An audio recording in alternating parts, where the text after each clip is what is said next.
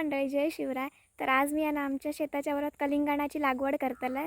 तर चला तुमका दाखवते कलिंगणाची शेती कशी सुरुवात केली जातात ती आणि कशा प्रकारे कलिंगणाची बिये रोवले जातात ते.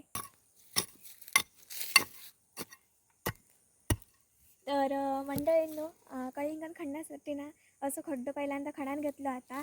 आणि त्यानंतर ना आम्ही शेणापासनं ना ह्यो गोवर तयार झाला. तर तो गोवर घालू का आतमध्ये अगोदर व्यवस्थित जराशी माती ठेवू का आतमध्ये, नंतर एक अळी वगैरे करू काही.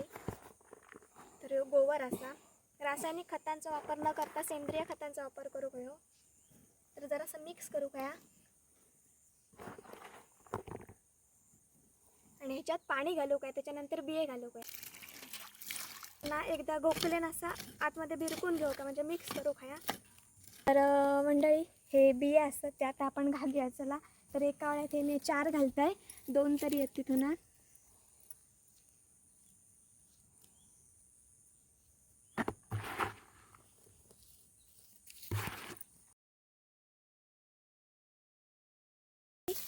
बियाणा रुजत घातल्यानंतर ना मेन प्रक्रिया असता ती म्हणजे गवताची अशी गुटली करूची असता. आणि जे आपण अळी केलं त्याच्यावरती ठेवू काय, जेणेकरून त्यांना उब गावता आणि रोप जास्त तर पटकन वाढता.